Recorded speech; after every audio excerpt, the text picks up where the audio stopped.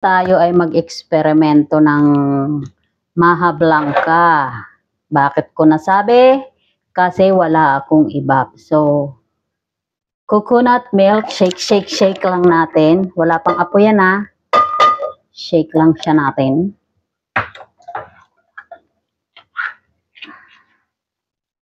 Ibuhos.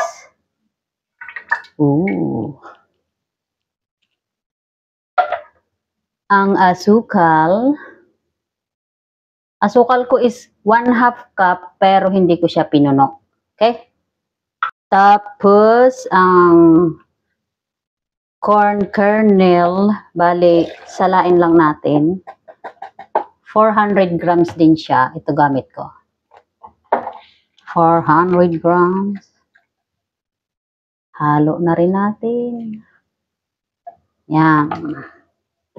And then, yung sabaw hindi na natin kailangan. Yung 140 ml na dapat ay iba, fresh milk po gamit ko. Buhos na rin natin yan. Haluin. Tunawin lang muna natin yung ating asukal.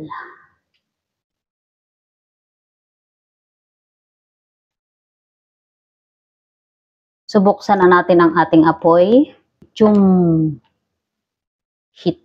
Hindi masyadong mahina, hindi masyadong malakas.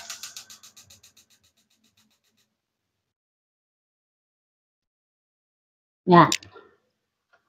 So, dito naman, meron akong 1 cup na cornstarch. Then, lagyan natin ng 1/2 cup na tubig. Lusawin po natin siya. Uy,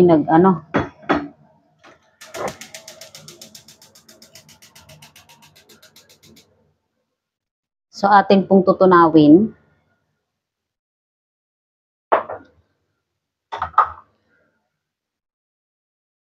Sa tubig. Ganito ng ganito.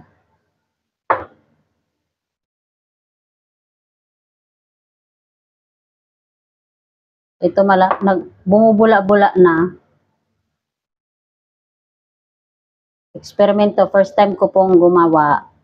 Mali pa yung ingredients ko, kaya eksperimento ito. Yan, so ihalo na natin to. Ihalo ng ihalo.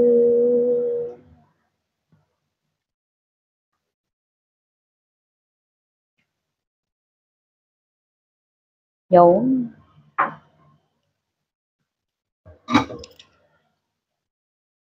So, wag natin na itong lubayan.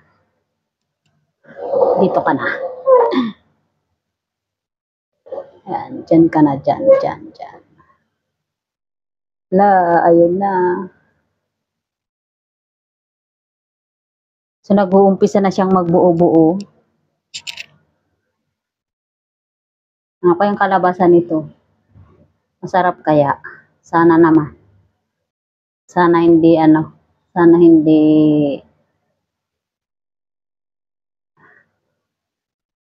palpak. Sabi naman.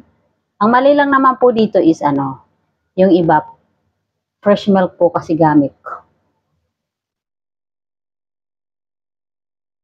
Ayan may buo-buo na Chinan!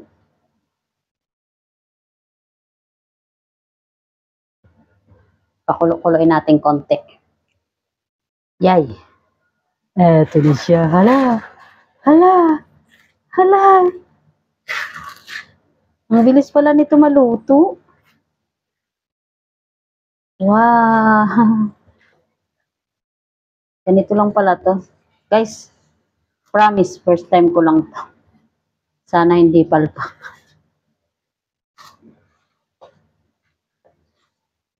Wow, mukhang okay ah. Sarap sana kung may cheese. Wala akong cheese, guys. Basta kung lang yung nandito sa bahay. Ang binili ko lang dito kahapon is yung corn kernel. Yung gata kasi matagal na yun. So, I think okay na to. Okay na siguro to, no? Wow! Eh.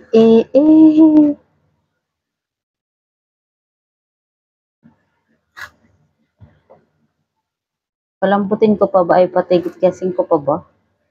Parang hindi na eh. Ooh!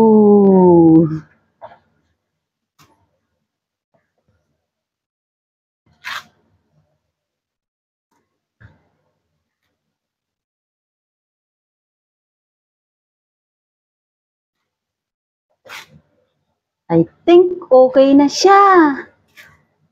Hindi ko alam kung gaano kaano.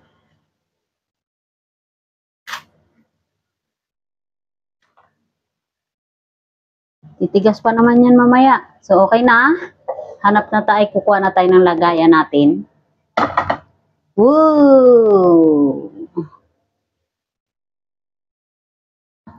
So, yan ang nakita kong lagayan dito. Lagay na natin.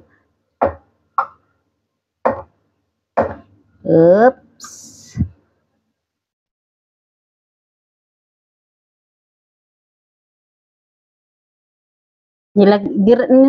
Pinahiran ko pala siya ng ng konting langis para hindi mahirap tanggalin mamaya pagkakain na.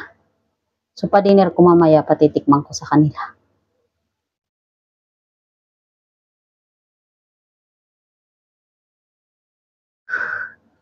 Kasya sa tatlo.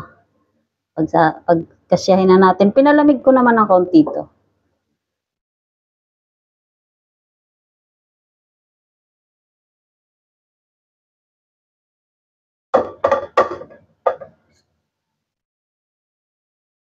Ganun lang pala kabilis. Promise, first time ko talaga to. So, ayan. So, mukhang okay siya.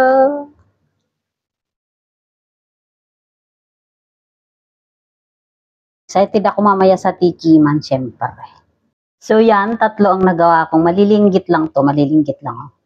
Tatlo nagawa, palalamigin natin, tas ilalagay sa ref yung fridge natin ng mga 1 to 2 hours or basta kung kailan gustong kainin.